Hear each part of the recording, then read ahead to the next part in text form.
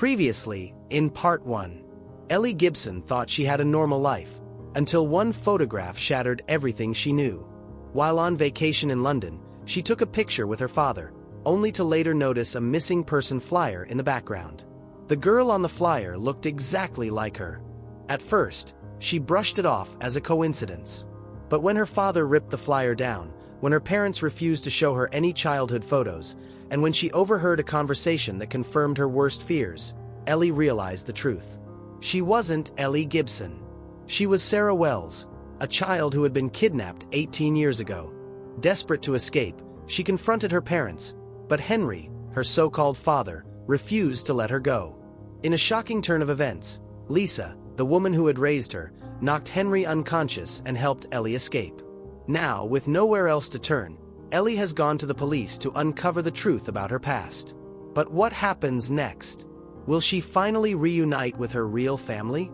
And what will become of Henry and Lisa? Welcome to Part 2, where the truth will finally come to light. Sarah stepped out of the police station into the cool London evening, the weight of the past few hours pressing down on her like an anchor. Her heart was still racing from the whirlwind of revelations, the countless questions, the officers' steady voices as they pieced together the truth of her stolen identity. She had spent 18 years believing she was Ellie Gibson, but Ellie Gibson didn't exist. She never had. She was Sarah Wells, a girl who had been taken from her real family as a toddler and raised under a web of lies. Her legs felt unsteady as she scanned the waiting area. That was when she saw them. A man and a woman stood near the far end of the room, their faces a mixture of anticipation and heartbreak.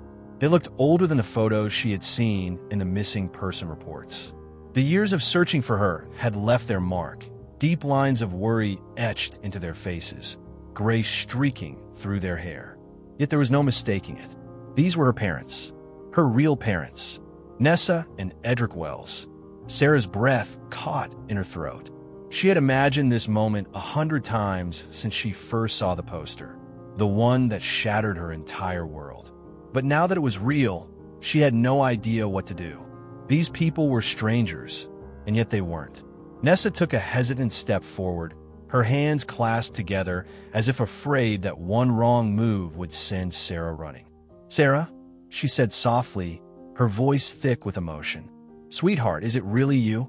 The name felt foreign on Sarah's tongue, but something deep inside her stirred at the sound of it. It was hers. It had always been hers. I think so," she whispered, her voice barely audible. Edric stepped beside his wife, his eyes glistening. "We've been waiting for this moment for so long," he said, his voice cracking slightly. 15 years. We never gave up hope." A lump formed in Sarah's throat as she took in the raw pain on their faces. These were the people who had spent nearly 2 decades searching for her. The people who had loved her even when they thought she was lost forever. Nessa reached out slowly, as if afraid Sarah might flinch away. "Can we talk? Just the 3 of us." Sarah hesitated for only a moment before nodding. "Yeah, I think we need to." A police officer led them into a small, dimly lit room with a single table and 3 chairs. It felt cold, sterile, nothing like the reunion she had envisioned.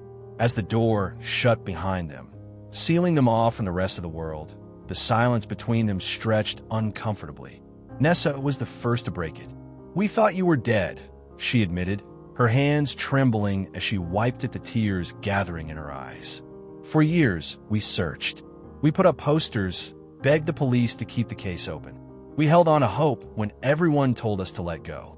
Edric nodded, his voice heavy. "Even when the police told us there was no chance, we couldn't accept it. We knew you were out there somewhere." Sarah swallowed hard, guilt twisting in her chest. Not because of anything she had done, but because she had spent her whole life believing that her kidnappers were her real parents, that her true family had never cared enough to find her. But the evidence was right in front of her, etched in the lines on their faces, in the tears glistening in their eyes. I didn't know," she admitted, her voice breaking. "They told me my real parents didn't want me, that they abandoned me." Nessa inhaled sharply, shaking her head. "No, never. We wanted you more than anything in this world. Losing you was the worst thing that ever happened to us. Sarah closed her eyes for a moment, trying to steady herself. She had spent so long loving the people who had taken her, believing they were her family. But the truth was, they had stolen her. They had robbed her of this life, of these people who had never stopped searching for her.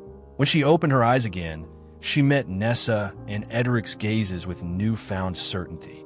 "I don't want to live this lie anymore," she said, her voice stronger than before. "I want to be Sarah Wells again. I want to come home." Nessa let out a choked sob, one hand flying to her mouth as tears streamed down her face.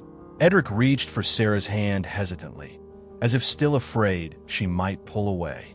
But she didn't. She let him take her hand, feeling the warmth, the undeniable truth in his touch. "You are home," he whispered. "You always have been." A single tear slipped down Sarah's cheek, but this time it wasn't from pain or confusion. It was relief. For the first time in her life, she knew exactly who she was.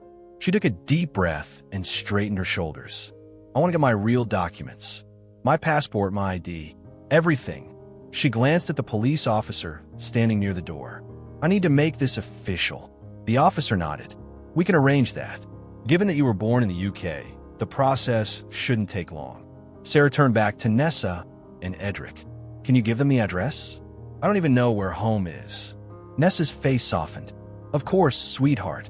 She gave the officer the necessary details, and with every word, Sarah felt the chains of her old life loosening. Just that morning, she had been Ellie Gibson, an American teenager on vacation. Now, she was Sarah Wells, a British citizen reclaiming the life that had been stolen from her. It was overwhelming, terrifying even, but as she looked at Nessa and Edric, she knew she wasn't alone. Whatever came next, she wouldn't face it alone. Sarah was about to step out of the police station when a voice called her name. She turned to see one of the officers approaching, his expression carefully neutral. Something in his tone made her uneasy even before he spoke again. "The Gibsons would like to speak with you one last time before their court processing." Sarah felt her stomach twist. The Gibsons, the people she had called mom and dad her entire life. The people who had raised her, loved her, lied to her. She had just made the decision to leave them behind, to embrace her real identity, her real parents. And now, they were asking to see her. Her first instinct was to refuse. What was there left to say? They had stolen her. They had built an entire life on lies. She had no reason to give them any more of her time. And yet, when she opened her mouth to speak, no words came out. Because the truth was, no matter how much she wanted to erase them from her life, she couldn't. They had been her family for 18 years. They had tucked her in at night, wiped her tears, celebrated her birthdays. She hated them for what they had done, but she still loved them too. She swallowed hard and glanced at Nessa and Edric, her real parents. They stood beside her, silent but watchful, waiting for her decision. Nessa's hand lightly touched her arm, grounding her, reminding her she didn't have to face this alone. "I'll talk to Lisa," Sarah said finally, her voice barely above a whisper. "But not Henry." The officer nodded in understanding. "Lisa is in the holding area. I can take you to her now." Edric immediately stepped forward. "Do you have to do this?" His voice was calm, but there was an underlying tension, a quiet plea. "I think I do," Sarah admitted. "I need closure." Nessa's lips pressed together, as if she wanted to protest, but knew she couldn't. Instead, she gave Sarah's hand a gentle squeeze. "We'll be right here," she said. "If you need us, just say the word." Sarah nodded, then followed the officer through a maze of hallways. The air felt colder, heavier, the closer they got. Her heart pounded against her ribs. When they reached the small, windowless interrogation room, the officer paused with his hand on the doorknob. "You'll be alone with her," he explained, "but I'll be right outside. If at any point you want to leave, just knock." Sarah nodded, took a deep breath, and stepped inside. Lisa sat at the metal table, her hands cuffed in front of her. She looked different, smaller somehow, her usually polished appearance undone. Her blonde hair was a tangled mess, and her eyes were red and swollen from crying. She lifted her head as Sarah entered, and for a split second, a flicker of hope crossed her face. "Ellie," she breathed. Sarah flinched. "My name is Sarah," she said, her voice firm despite the lump in her throat. Lisa blinked, then nodded slowly. "Sarah," she repeated, as if tasting the name on her tongue. I wasn't sure you'd come." Sarah crossed her arms over her chest. "I almost didn't." Silence stretched between them, thick and suffocating. Lisa's eyes searched Sarah's face as if she were memorizing every detail, afraid this might be the last time she'd ever see her. "I'm sorry," Lisa whispered finally, her voice raw. "For everything." Sarah's hands clenched into fists at her sides. "Are you—" Lisa flinched at the coldness in her tone. "Yes," she said desperately. "I never wanted to hurt you. I never wanted any of this." Sarah let out a sharp, bitter laugh. "You never wanted this? Then why did you do it? Why did you steal me?" Tears welled in Lisa's eyes, but Sarah didn't care. "Not this time. Henry and I," Lisa swallowed hard, looking down at her shackled hands. "We lost our baby." "Did they tell you that?" Sarah hesitated. "The police mentioned something." Lisa nodded, as if trying to gather herself. "We tried for years to have a child, and when I finally got pregnant, we thought it was a miracle.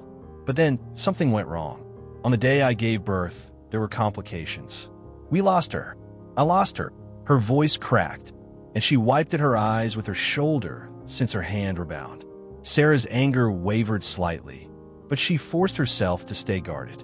"Henry didn't handle it well," Lisa continued. "He spiraled. He wouldn't eat, wouldn't sleep. He was angry all the time. We tried to adopt, but he was rejected because of his military record, his PTSD, his temper. Every door kept closing." Lisa took a shaky breath. "Then we came to London. We told people it was a vacation, but the truth was we were running away from the grief, the reminders of what we had lost. And then we saw you." Sarah stiffened. "You were just a little girl," Lisa said, her voice thick with emotion, "playing by yourself in the park while your parents were working. Henry watched you for days.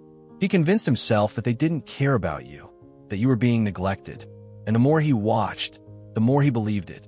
He told me that if we took you, we'd be giving you a better life." Sarah's stomach twisted in disgust. "And you just went along with it?" Lisa's face crumpled.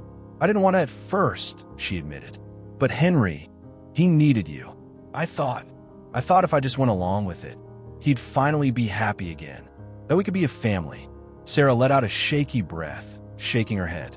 "That's not an excuse. You stole me. You lied to me my entire life." "I know." Lisa's voice was barely a whisper. "And I'll never forgive myself for it."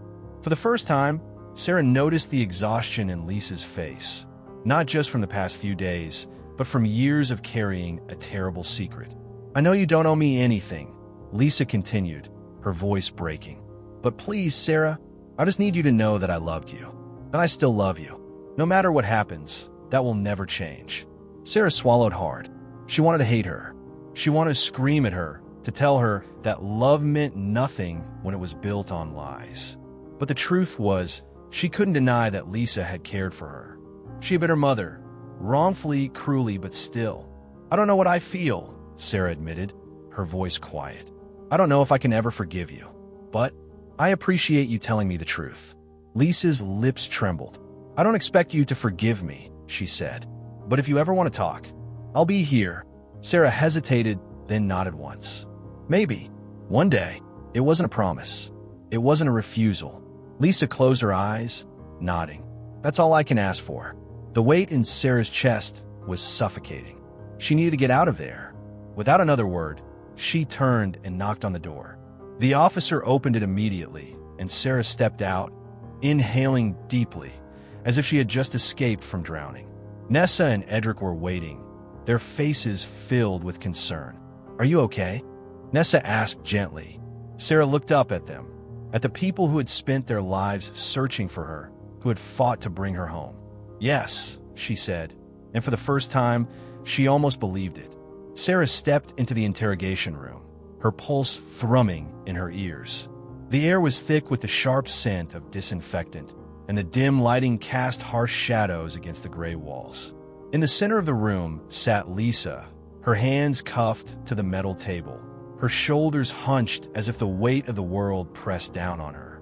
She looked up the moment Sarah entered, her tired blue eyes filled with something that looked like relief. But Sarah could see the exhaustion there too, the traces of sleepless nights, of countless tears. The woman sitting before her was nothing like the poised, controlled mother she had grown up with. For a long moment, neither of them spoke. Then Lisa let out a shuddering breath. "You came." Sarah pulled out the chair opposite her and sat down, keeping her posture rigid. "I don't know why," she admitted. "Maybe I just needed to hear it from you. The truth. No more lies." Lisa flinched, her fingers tightening around the cold steel of the cuffs. "I want to tell you everything," she said softly. "I don't expect you to forgive me. I don't even deserve for you to be here. But if you'll listen, I'll tell you the truth. The real truth. No more excuses." Sarah folded her arms, her gaze unwavering. "Then start talking." Lisa took a deep breath, as if steadying herself for the weight of her own confession. "Henry and I," she hesitated, her voice raw. "We wanted a baby more than anything. For years, we tried. For years of treatments, doctors' heartbreak. And then, when I finally got pregnant, we thought it was a miracle." A wistful, broken smile flickered across her lips before vanishing. "We were so happy, Sarah. But on the day of the delivery, something went wrong." Sarah remained silent, her hands clenched in her lap. "The doctors tried to save her," Lisa whispered. "But she was gone before I even got to hold her." Just like that. She swallowed hard, blinking back tears. Henry was never the same after that. He changed. He barely ate, barely spoke. He was angry all the time. And when the adoption agency rejected us, it broke something in him. He kept saying we were being punished, that we weren't meant to have a child, that the world had taken everything from us. Her voice faltered, and for a moment, she looked completely lost. "We came to London because we thought getting away would help," she continued. "We told people it was a vacation, but the truth is we were running from the grief. And then one day, in a park, we saw you." Sarah's breath caught. "You were just a little girl," Lisa said, her eyes distant as if reliving the memory. "Sitting on the swings alone." Henry noticed first. He kept watching, pointing out how your parents were too busy on their phones or laptops to pay attention to you. Every day, we'd see the same thing. Your parents working, you playing alone. And little by little, Henry convinced himself that you weren't being cared for properly, that we could give you a better life. Sarah's fingers dug into the arms of the chair. "So you just took me?" Lisa closed her eyes briefly before nodding. "Yes. One afternoon, we followed your family. We watched your routine. Henry waited for the perfect moment, when your parents weren't looking, and then..." She inhaled sharply. "And then we took you. We had fake documents ready, everything planned. We fled back to the US, and from that moment on, we made sure no one would ever find out who you really were." Sarah's stomach churned. "You changed my name," she said, her voice low, shaking. "Made me think I was your daughter." Lisa's expression crumpled with shame. "We thought we were saving you," she whispered. "But I know now we were only saving ourselves. Henry filled his emptiness with you, and I let it happen. I convinced myself it was okay, that we were a real family." The silence between them was suffocating. Sarah shook her head slowly.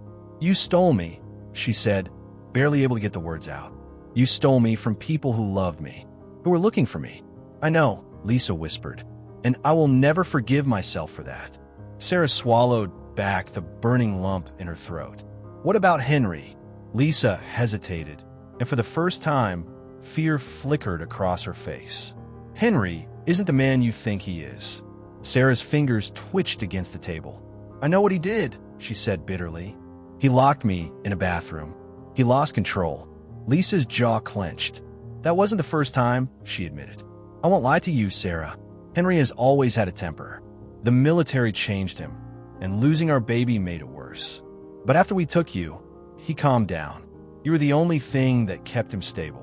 I was terrified of what would happen if we ever lost you." Sarah's breath turned shallow. "He became violent with you," Lisa said, her voice heavy with regret. "That's what I always feared, that one day the anger would come back." She leaned forward, her cuffed hands trembling. "Sarah, listen to me. If Henry tries to reach out to you, stay away. He's unpredictable.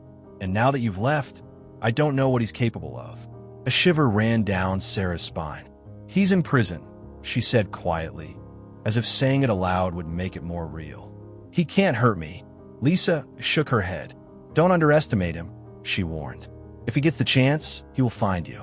And I don't know if I can stop him this time. Sarah stared at her, a storm raging inside her. She didn't want to believe it.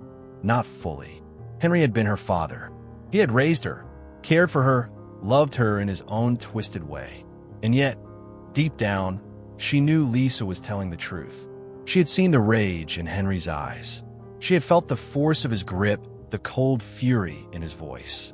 For the first time, she realized just how much danger she had truly been in.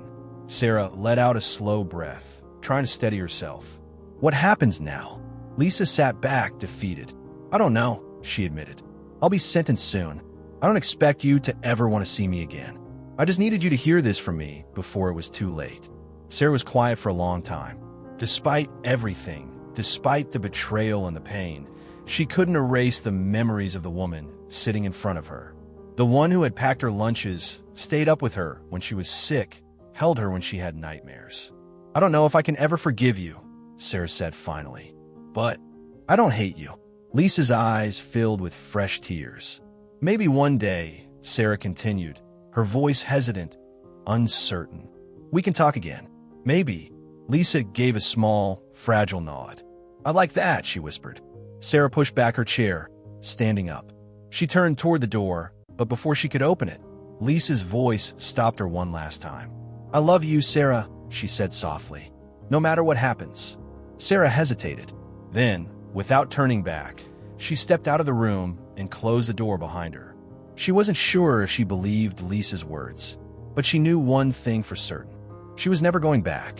The soft morning light filtered through the curtains, casting a golden glow across Sarah's room. She blinked against the brightness, disoriented for a moment before remembering where she was. London, her new home. She pushed herself up, running a hand through her tousled hair as she looked around. The room was a strange mix of past and present. The furniture, the neatly made bed, the wooden desk, the bookshelves lined with old, forgotten stories, had all been chosen by Nessa and Edric years ago. It was the bedroom of a little girl who had never grown up in this house, a space frozen in time, waiting for her return. But now, Sarah had begun adding her own touch. A few framed photos from her childhood in Ohio. Some new books she had picked up at a small shop near the river. A camera Edric had gifted her, sitting by the window, ready to capture this new chapter of her life. It had been 21 days since the truth unraveled. 3 weeks of learning to live as Sarah Wells. 3 weeks of trying to forget Ellie Gibson. She stretched, letting out a deep breath before sliding out of bed. The floor was cool beneath her feet as she made her way downstairs, following the scent of coffee and something sweet baking in the oven. Nessa stood by the kitchen counter, humming softly as she poured tea into 2 cups. She looked up as Sarah entered, her face lighting up with a warm smile. Good morning, sweetheart. Did you sleep well? Sarah hesitated only for a second before answering. Mom, I did. The words still felt foreign on her tongue, but every time she said it, it felt a little less forced, a little more real. Nessa's eyes shimmered with emotion, but she didn't push. She simply slid a cup towards Sarah. I made your favorite, toast with honey. You always loved it when you were little. Sarah picked up the piece of toast, taking a bite. The taste was comforting, familiar in a way she didn't quite understand. I don't remember that, she admitted. Nessa nodded, her expression soft. That's okay. We have time. The words settled deep in Sarah's chest, warm and reassuring. Time. She had spent years in a life that wasn't hers, and now she had time to figure out where she truly belonged. Later that afternoon, Sarah stepped out onto the bustling streets of London, her camera slung over her shoulder. Everything felt new here. The cobblestone roads, the double-decker buses, the endless hum of the city. She had been to London before, but only as Ellie Gibson, an American tourist. Now, she walked these streets as Sarah Wells, a girl rediscovering the city she had been born in. She wandered along the Thames, stopping at the bridge to watch the water ripple beneath her. The air smelled crisp, a mix of rain and history. A part of her still felt like a stranger here, but another part, a quieter, deeper part, felt like she was exactly where she was meant to be. By the time she returned home, the sky had darkened. The house was quiet, save for the distant hum of the television in the living room. As she set her camera down on the desk, something caught her eye, a pile of envelopes sitting on the kitchen counter. Her stomach twisted. She knew what they were before even picking one up. Henry's handwriting was unmistakable. She hesitated, staring at the unopened letters. Since her return to London, they had arrived almost daily, addressed to her in bold, slanted script. The first few she had opened, only to find a chaotic mess of emotions. Pleas for forgiveness, accusations of betrayal, memories twisted into weapons. One letter would beg her to remember their life together, to think of all the times he had loved her. The next would blame her, calling her ungrateful, saying she had abandoned him. She stopped reading them after that. Sarah picked up the latest envelope, running her fingers over the seal.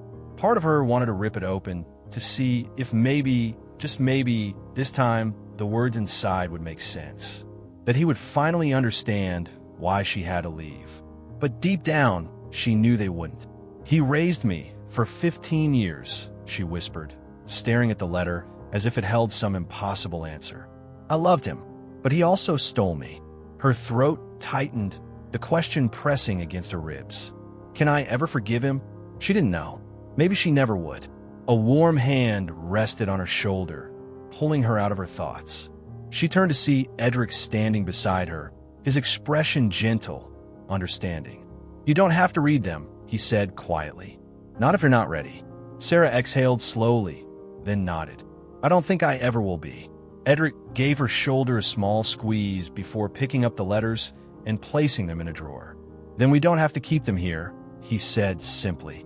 "We can put them away until the day you decide what to do with them." Sarah looked at him, then at Nessa, who stood by the doorway, her eyes filled with quiet concern. These were her real parents, the ones who had spent 15 years searching for her, the ones who gave her space when she needed it, support when she faltered. A part of her would always love Henry, but love didn't erase the truth. And the truth was, she didn't belong in his world anymore. As the night stretched on, Sarah curled up on the couch between Nessa and Edric, letting herself be surrounded by the warmth of a family she was still learning to call her own. For the first time in weeks, she allowed herself to believe that maybe, just maybe, she was finally home. The plane touched down in Ohio with a soft jolt, and Sarah's stomach twisted. The moment the familiar skyline appeared through the window, she felt like she was being pulled backward in time. For years, this city had been her world, the only home she had ever known.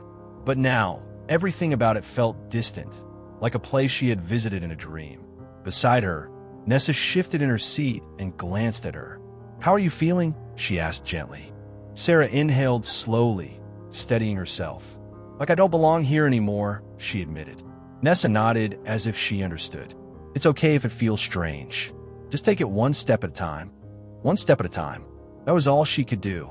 They moved through customs and baggage claim in near silence, both weighed down by the unspoken emotions between them. As they stepped outside, the cold evening air wrapped around Sarah, bringing with it a flood of memories. Late-night drives, summer walks, running through the backyard with the smell of cut grass in the air. It was all still here. But now, it felt like none of it had ever really belonged to her. The Uber ride through the city was quiet. Sarah sat stiffly in the back seat, her fingers gripping the strap of her bag as they passed streets she had known since childhood. She pointed out familiar places to Nessa, the ice cream shop she used to go to after school, the park where she had spent endless afternoons playing. But with each memory came a strange detachment, as if she were describing someone else's life. Then, as they turned onto her old street, Sarah's heart skipped a beat. A black van was parked a few houses down. She frowned, her pulse quickening. Something about it fell off. It wasn't the usual neighborhood car, and it wasn't parked in a driveway. It was just sitting there, silent and still. "Mom," she murmured, the word still foreign but easier now. Do you see that van? Nessa followed her gaze, frowning. I do, she said carefully. Do you recognize it? Sarah shook her head. No, but I don't like it. Nessa studied her for a moment before speaking. Maybe it's nothing. A delivery truck or someone visiting. But we'll be cautious, okay? Sarah nodded, though the unease in her chest didn't fade. The Uber came to a stop in front of the house. Her house. Except it wasn't anymore. Sarah stared at the familiar two-story home, her breath caught in her throat. The white shutters, the perfectly trimmed lawn, the porch swing where she had spent countless nights reading. It was all exactly the same. But for the first time, she saw it for what it truly was. A facade, a carefully constructed illusion of a life that had never been real. She hesitated before stepping out of the car, her legs suddenly feeling heavy. Nessa touched her arm. Take your time, sweetheart. Sarah swallowed hard and forced herself forward. The key still worked. The lock clicked open, and as she pushed the door wide, a wave of emotions crashed over her. The house smelled exactly the same, a mix of fresh laundry and vanilla candles. The furniture was untouched, the pictures on the walls frozen in time. It was as if she had never left. And yet, everything felt wrong. Sarah stepped inside cautiously, her eyes scanning the space she had once thought of as home. The couch where she had curled up to watch movies. The dining table where she had done homework. The staircase she had run up and down 1,000,000 times. It was all here, but none of it belonged to her anymore. Nessa followed her inside but stayed near the door, giving her space. Go ahead, she said softly. Take whatever you need. I'll be right here. Sarah nodded, barely able to find her voice. She moved through the house in a daze, each step stirring ghosts of a past she could no longer claim.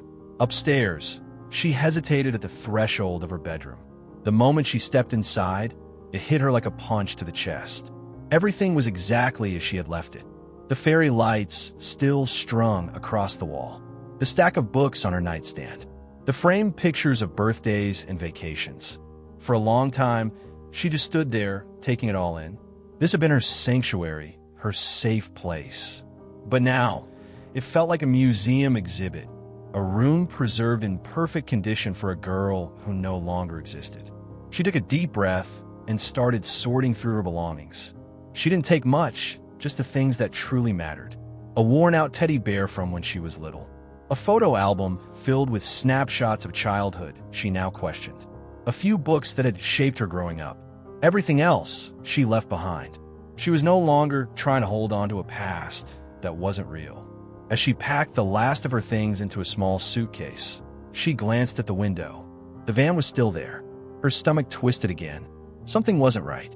She stepped back from the window, her breath quickening. Mom, she called.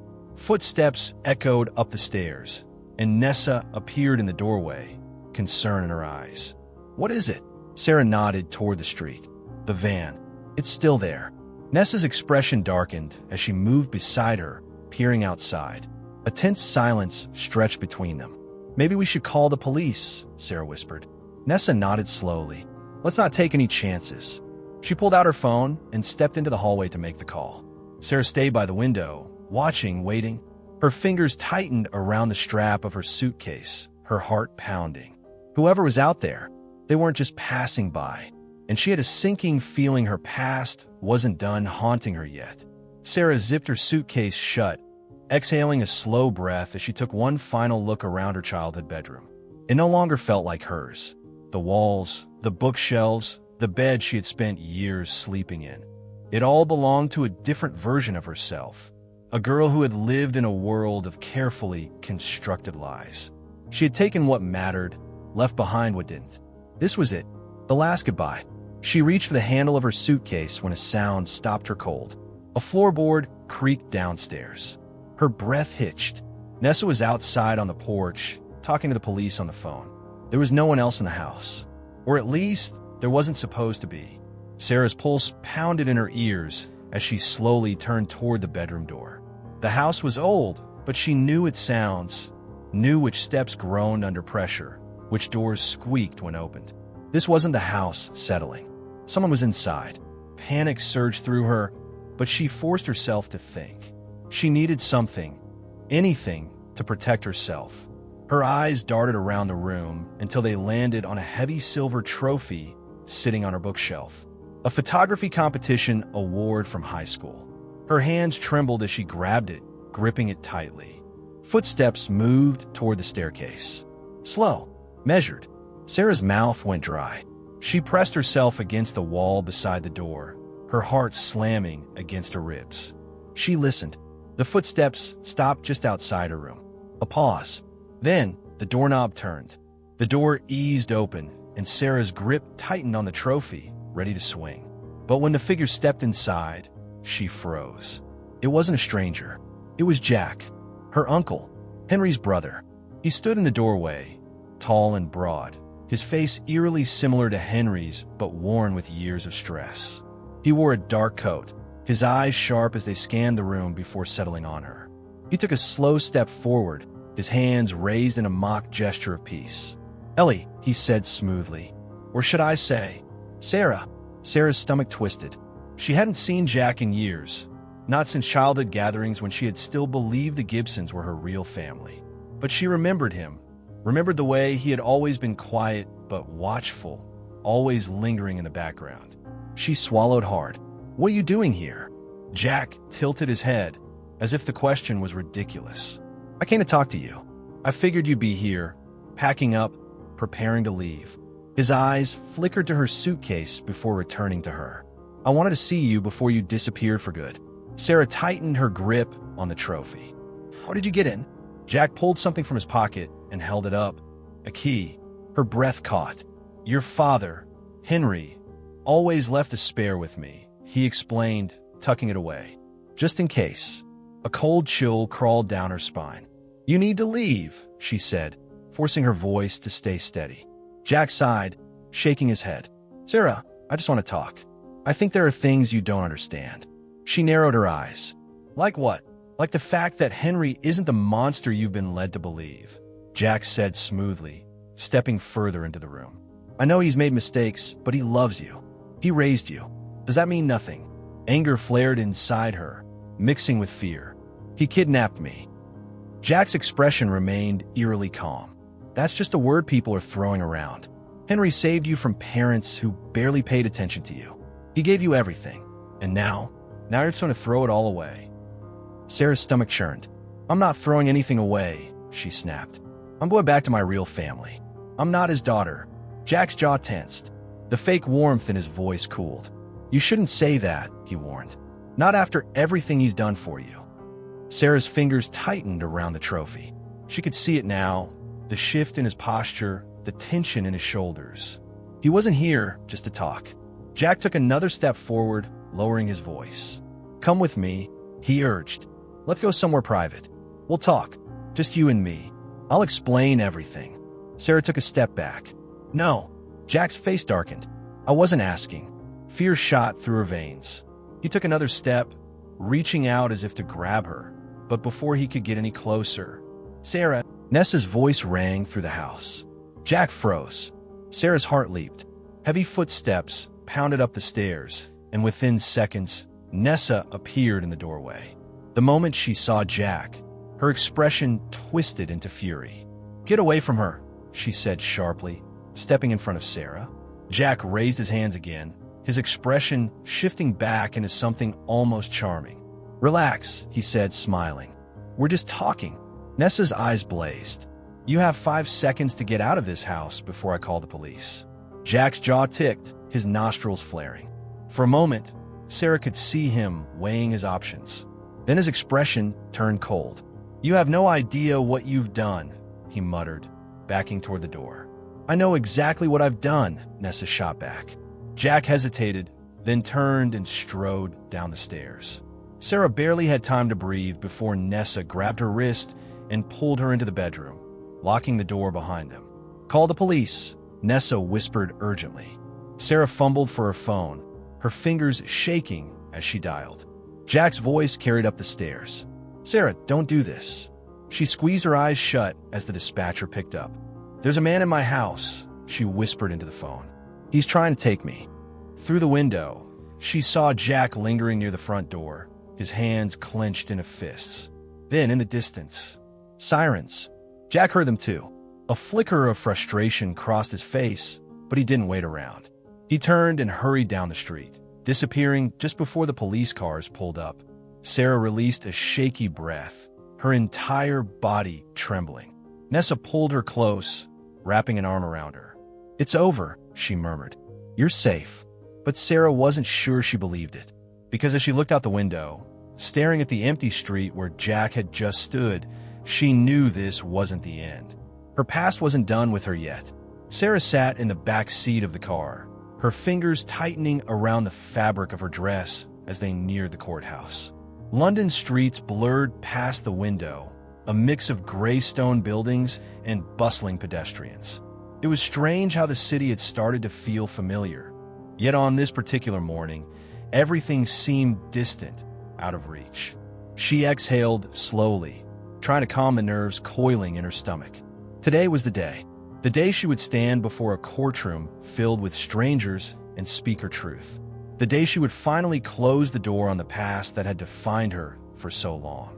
Beside her, Nessa reached over and took her hand, giving it a reassuring squeeze. "You don't have to do this if you don't want to," she said gently. Sarah met her mother's gaze and shook her head. "I do," she said, her voice steadier than she felt.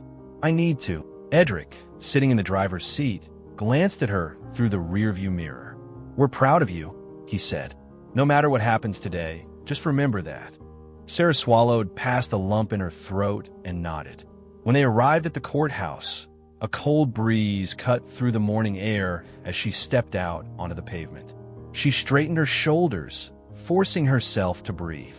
The building loomed in front of her, its high columns and stone steps an imposing reminder of the weight of what was about to happen. Inside, the air was thick with hushed voices and the sound of shuffling papers. Lawyers moved about in crisp suits, police officers stood by the doors, and a few journalists lingered in the hallway, whispering among themselves. Sarah tried to block it all out, focusing only on the steady rhythm of her own footsteps. A woman approached them, a kind-faced lawyer named Margaret, who had been assigned to guide Sarah through the process. "Are you ready?" she asked, her tone gentle. Sarah nodded, even though she wasn't sure anyone could truly be ready for something like this. Margaret led them into the courtroom. The polished wood, the long rows of benches, the raised judge's seat. It all made Sarah's stomach twist with unease. But it wasn't until she saw them that she truly felt the weight of it. Lisa and Henry. Lisa sat at the defendant's table, her posture tense, her hands folded neatly in her lap.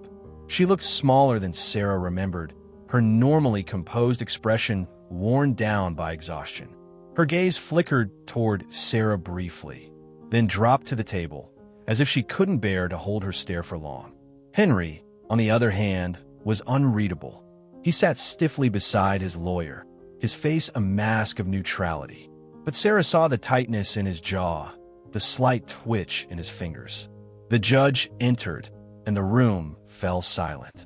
The proceedings began with formalities, statements from the prosecution, a recap of the case, legal jargon that blurred together in Sarah's mind. She only half heard it, her pulse quickening as she waited for her moment. Then, the judge turned his attention toward her. "Miss Wells," he said, his voice carrying through the room, "given the unique nature of this case, your testimony will be a key factor in determining the final sentencing. Would you like to make a statement?" Sarah's breath hitched. This was it. She stood slowly, her legs unsteady beneath her. The room seemed to shrink around her, the weight of 100 eyes pressing in. But she forced herself to meet the judge's gaze, to hold herself upright. She took a deep breath. "I never doubted that I was loved," she began, her voice quiet at first, but growing stronger with each word.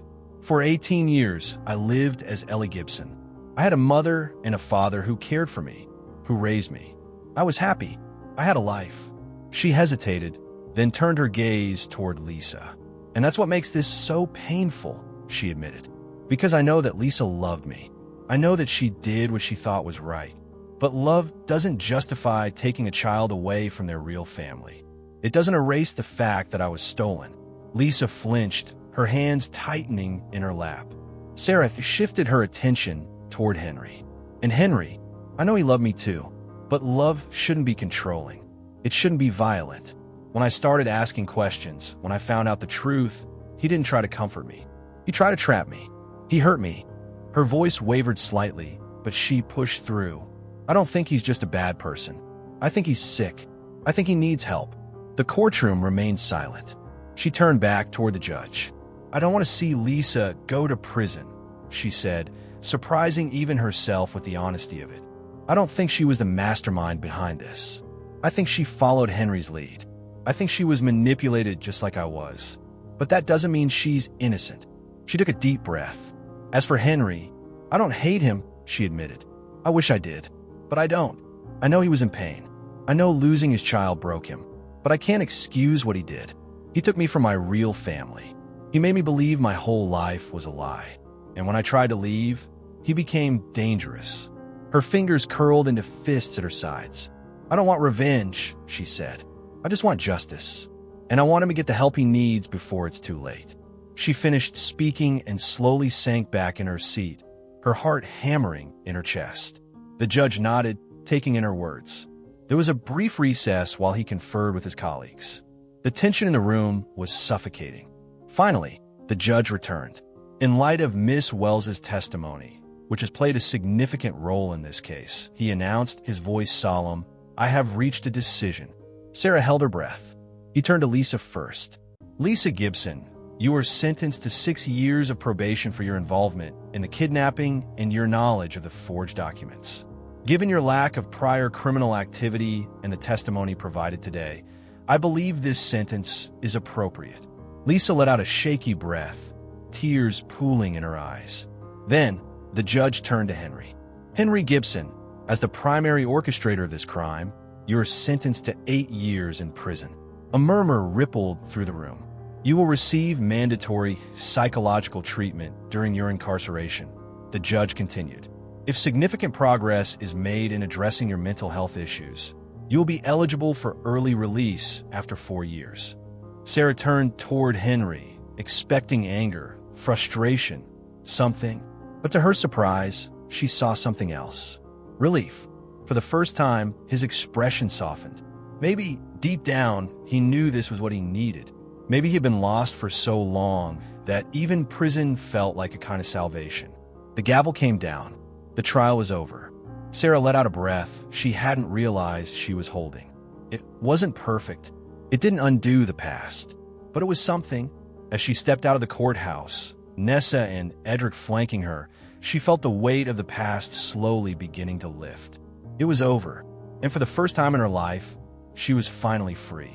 The air outside the courthouse was crisp, carrying the scent of rain-soaked pavement and the faint hum of the city beyond. Sarah inhaled deeply, filling her lungs as if she could physically take in the weightlessness of this moment. The first time in weeks, maybe in years, that she felt truly unburdened. It was over. The trial, the fear, the uncertainty of what would happen next. The doors behind her had closed on a chapter of her life that had once defined her, and now, for the first time, she had the power to decide where her story would go from here. Nessa and Edric stood on either side of her, their presence steady, grounding. Edric had a protective hand on her shoulder, and Nessa's eyes were still damp from the emotions of the courtroom. But beneath their exhaustion, there was something else, something softer. Relief. They were going home. As they descended the courthouse steps, Sarah hesitated. "Wait," she said suddenly, turning to face them. Nessa and Edric stopped, their brows furrowing in concern. "What is it, sweetheart?" Nessa asked. Sarah swallowed, gathering her thoughts. She had spent the entire trial convincing herself that once it was over, she would walk away from the Gibsons forever. That would be easier that way, cleaner. But now, standing here, she realized something. It wouldn't be easy, no matter what choice she made, because love didn't just disappear, even when it was tangled with betrayal. She looked between them, searching their faces before speaking. "Can I stay in contact with Lisa?" she asked, her voice careful. "And maybe one day, even Henry?" A flicker of something crossed Nessa's face. Concern, hesitation, something unspoken. Edric shifted beside her, exhaling slowly. They glanced at each other, and Sarah could see the silent conversation passing between them. "You still care about them?" Edric said at last, his voice measured. It wasn't a question. Sarah nodded. "Ido." She hesitated, struggling to put the chaos of her emotions into words. "Lisa, she was still my mom. She did terrible things, but she also loved me. And Henry," she let out a shaky breath. "I don't know how to feel about him yet, but I know that if he gets better, if he changes, I might want to see him again someday." Nessa looked down for a moment, as if composing herself before meeting Sarah's gaze. There was no anger in her expression, only understanding. "We won't stop you," she said gently. "If this is something you need to do, we'll support you." Edric nodded in agreement. "But promise us one thing," he added. "Promise us that if staying in touch with them ever hurts you, if it ever pulls you back into the past in a way that keeps you from moving forward, you'll step away." Sarah's throat tightened. She hadn't expected them to understand so fully, so completely. "I promise," she whispered. Nessa reached for her hand, squeezing it. "We trust you, Sarah, and we're just so grateful to have you home." "Home." Sarah let the words sink in, warmth spreading through her chest. It felt different now. Not like a place, but like a certainty. She was home. Later that evening, as the three of them sat in a quiet restaurant tucked away from the city's noise, Sarah found herself watching them. Not as strangers, not as the family she had been forced back into, but as the people who had never stopped loving her. Nessa reached for a menu, smiling at her. "Order whatever you like. Tonight, we celebrate." Sarah raised a brow, amused. "Celebrate what?" Edric leaned back in his chair, a teasing glint in his eye. "You, of course. Your strength, your courage. The start of something new." Sarah smiled, the weight in her chest easing. For so long, she had felt trapped between two versions of herself.